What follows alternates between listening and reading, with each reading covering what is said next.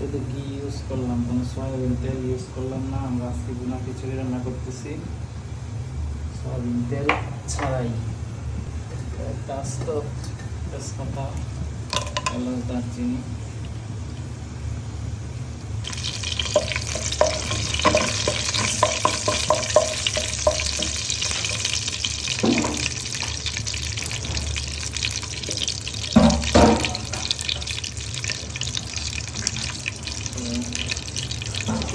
করে কাঁচা পেঁয়াজ দিয়ে দিলাম।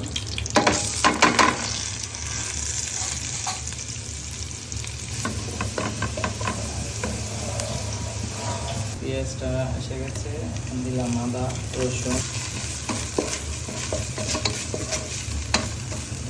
পানি দিয়ে দিলাম, একটু মশলা দিতে হবে।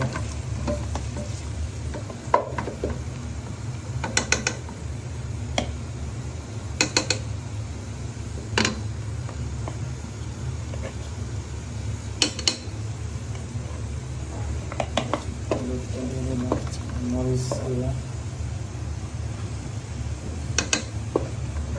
ধনিয়া গুঁড়া,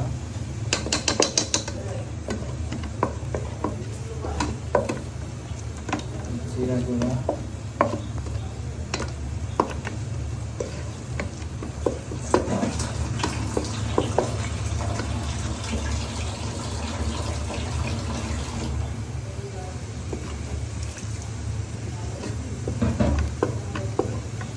পানি দিয়ে দিলাম মশলা যেন না পড়ে যায়।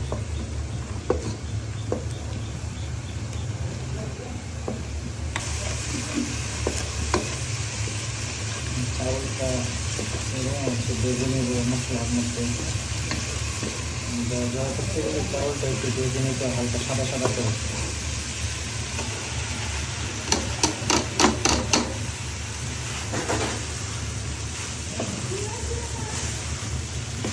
আমরা কিন্তু এখনো লবণটা ইউজ করি না। লবণটা যদি ইউজ করতাম তাহলে এখন যে চাউলটা বাঁচতেছি, হ্যাঁ, সুন্দর হচ্ছে। আর লবণটা দিয়ে দিলে তখন চাউল ভাজার সময় পুড়ে যায়। এখন বেশি করে তেল ইউজ করতে হয়। আমরা তো একটা তেল ছাড়া শুধু ঘি দিয়ে ভুনা খিচুড়ি রান্না করতেছি।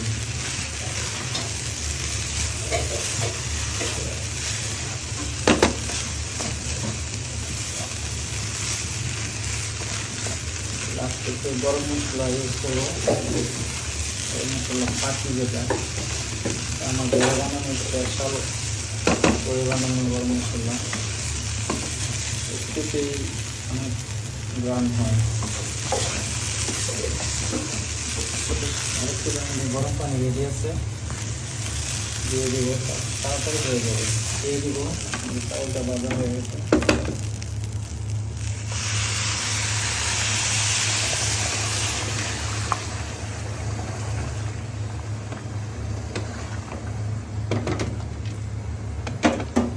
একটু পানি লাগবে। এখন আমরা লবণটা ইউজ করবো। আমরা এখানে 1 কেজি চাউল দিয়েছি, তো পরিমাণ মতো লবণ দেবেন সবাই। আমরা এখানে 4 চামচের 2 চামচ ইউজ করবো।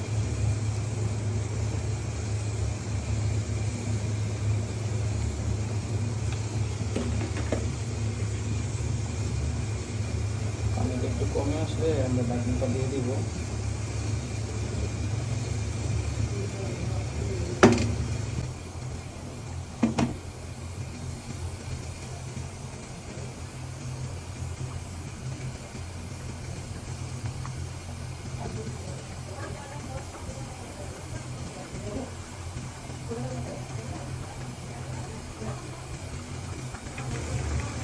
চুলাটা হাই দিয়ে দিলাম, পানিটা একটু শুকায় আসলে আমরা ঢাকনাটা দিয়ে দিব।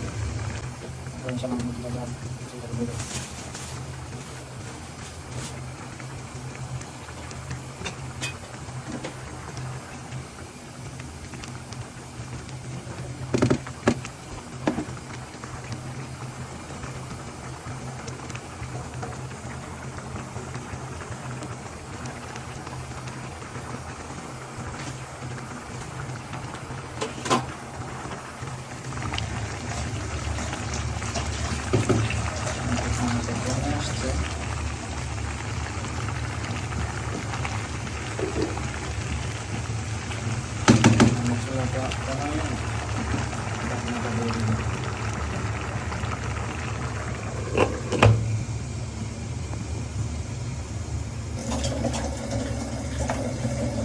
বিসমিল্লাহ।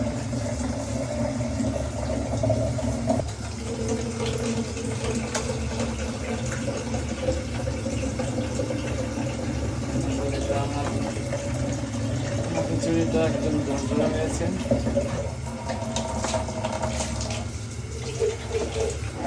বাবাই খাবে।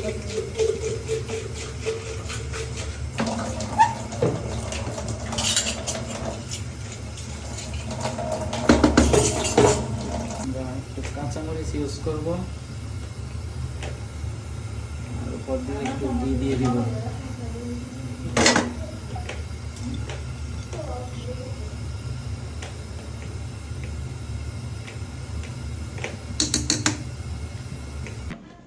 বিসমিল্লাহির